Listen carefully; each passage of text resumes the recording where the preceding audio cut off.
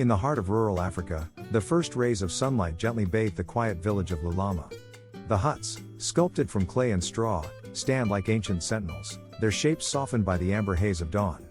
The earth beneath them is dry and cracked, bearing the memory of long-forgotten rains. There is no noise, just the whisper of wind and the distant calls of awakening birds. This is a moment of stillness before story begins, a sacred hush over a land that has waited too long for its truth to rise again. In the very heart of the African village lies an ancient well, round, dark, and older than memory itself. The stone walls of the well are carved with cryptic symbols, spirals, serpent eyes, and fading tribal markings.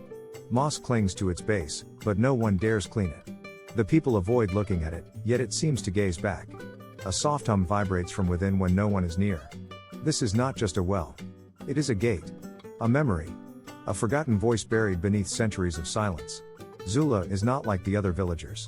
She kneels at the forbidden well with reverence, not fear. Her skin glows softly in the rising light, and red threads dance in her thick braids. Her ears are pressed to the ancient stone as though expecting it to speak. And today, it does. The hum becomes a whisper, vibrating through her bones. Her eyes widen. This girl, barely 17, has awakened something the elders spent generations trying to bury.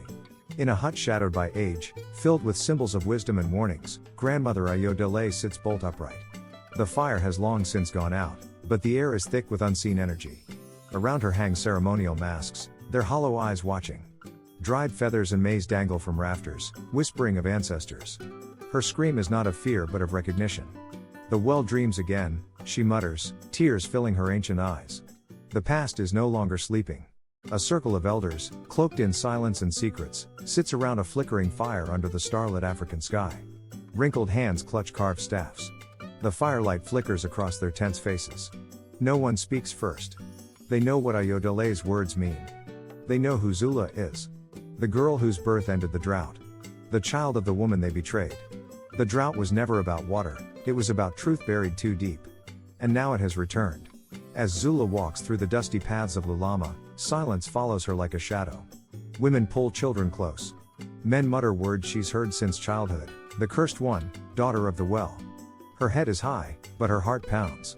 She does not belong, and she never has. But this village is her inheritance, and its truth, no matter how buried, is hers to unearth. Zula returns to the well, now carrying offerings, red threads, beads, and her mother's old cloth. As she ties each thread around the well's rim, the carvings begin to glow. It's not a fire, it's memory, awakening. A pulse runs through the stone, up through Zula's fingers. She closes her eyes and begins to chant, not in her own voice, but one remembered in dreams. Something is coming. The path beyond Lulama is not marked. It is whispered about in fear. Zula enters it without hesitation. Vines tug at her legs. Trees seem to whisper her name. Strange trinkets hang from branches, bones, stones, teeth. The light shifts with every step. She feels watched, not by beasts, but by memory itself. The forest remembers her mother, and now it recognizes the daughter. Beneath a crooked tree deep in the forest sits Isok, wrapped in rags and surrounded by smoke from burning herbs. Her blind eyes are milk white, but her smile is sharp and knowing. She has been waiting, since the day Zula's mother vanished. You carry her voice, she says. And her fate. The two women, one forgotten, one remembered, sit face to face as the forest holds its breath. In a secret cavern veined with glowing moss and echoes of prayers, Zula drinks from a gourd filled with sacred water. As it touches her lips, her body trembles. Visions storm through her mind, her mother, the betrayal, the silence that followed. The cave spins. Her knees buckle. She is no longer a girl, she is a vessel. The well chose her. And now she remembers. She walks back into Lulama as the wind howls above. Clouds churn like angry spirits. Goats bleat nervously. Children cry. The ground quivers beneath her feet. Zula says nothing, but in her silence is thunder. She has seen the truth. And the well, long silent, prepares to speak. By torchlight, Zula draws a circle in ash and chalk. Within it, she places river stones, sacred beads, and herbs blessed in the old tongue. She chants softly, her voice carried by the wind. Around her, villagers watch from shadows, afraid to interrupt. A low rumble rises from the well. The air thickens. Zula's hands tremble, but she does not stop. Light spills from the well like sunrise. Rising from its heart is a form, translucent, graceful, infinite. Sifa, Zula's mother, floats above the water, her eyes glowing with sorrow and pride. Her voice echoes in every tree, every stone. You brought me home. It is not a haunting, it is a return. The village weeps. The curse begins to break. A miracle unfolds, water pours from the well in torrents, pure and cold. It rushes through the streets, kissing the roots of every tree, soaking into the dead soil. Elders fall to their knees. Children scream with joy. Mothers cry openly.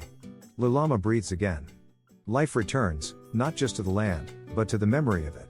At sunrise, women gather in the fields with baskets of seed balanced on strong hips. They sing softly, ancient lullabies passed down from mothers now dust. The soil, once pale and cracked, is now rich and dark beneath their fingers. For every seed they plant, a blessing is whispered. The land listens. Zula stands before her mother's crumbling hut. The roof is sagging, the walls cracked. She begins to rebuild it, not with sadness, but purpose.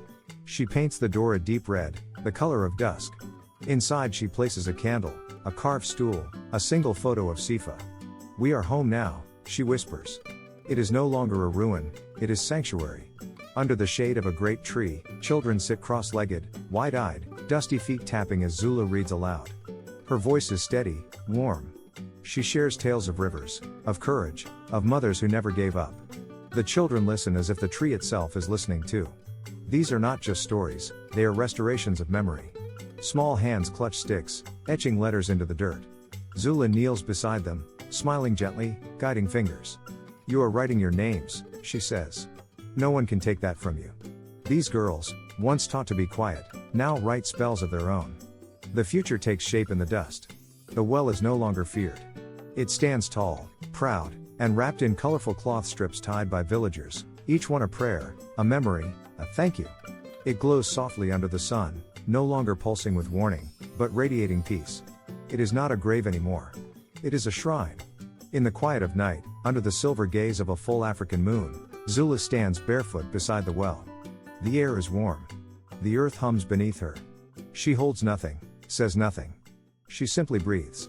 Around her, life stirs, laughter, roots, river songs. She has become the voice the village silenced. And now, she echoes forever.